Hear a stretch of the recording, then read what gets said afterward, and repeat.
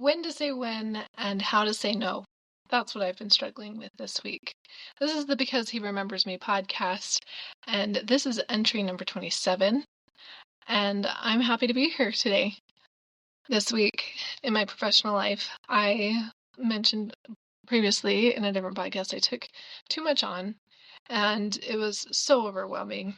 And something that I was thinking about during this process was how difficult it is to explain to somebody some of the life choices I've made between homeschooling my kids or choosing, even simpler, choosing to be a stay-at-home mom instead of pursuing my career full-time. And that has caused some problems in the past, or at least some confusion, where here I am, I'm somebody who has made these difficult choices, but how do I explain that to somebody who doesn't have the same values that I do? I think that sometimes people have tried to get me to promote a business, or I've had people try to interview me for their website for small business women, women who own small businesses in our small town, or things like that. And all very well-meaning, all trying to promote my business in a way that is more than I can sustain while choosing my lifestyle. So what do? This week I listened to the All In podcast, and it's a great podcast. They shared this quote, and it says, "If we're lucky, life is going to use us up." That's kind of the point, that we should spend ourselves on something larger than self. Motherhood is not the only thing that you could spend yourself on, but it's a pretty good thing to spend yourself on. That hit me right to the core, that I knew that using my time as a mother is not a waste, like some individuals have led me to believe, or caused me to feel that they believe that in the past.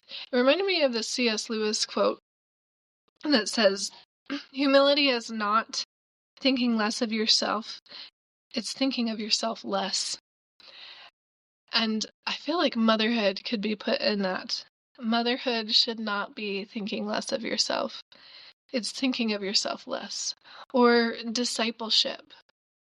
Discipleship is not thinking less of yourself.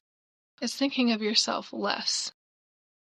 So from this experience, I realized that whether I choose to work full time or whether I choose to homeschool my kids or be a stay-at-home mom, that there is value in spending your life on something bigger, whether that's for your kids, for a cause, for in the service of other people. But also, it gave me the courage that I needed to establish a boundary that I needed in my home for the things that are priorities in my life, and to not be resentful of that boundary that I set to limit that professional interaction so that I can be where I choose to be. And I love that anybody, whether they choose to be at home, whether they choose to work full-time, can use that principle of being in the service of other people.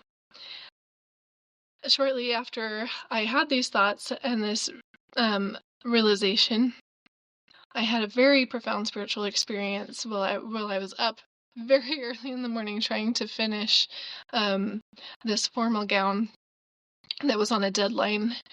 And I realized that even though I choose to limit those professional interactions, that I could be a light, and that Heavenly Father prompted me to do something for this client that I wouldn't normally do, and to interact with them in a specific way.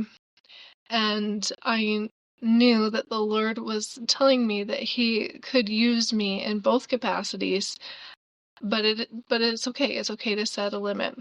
So this week, I felt the Lord's hand in my life through timely promptings, through timely things that somebody had said, through timely quotes that I had heard, that is a form of revelation, and that's how I felt his hand in my life this week. I want to remember that because I know that he remembers me.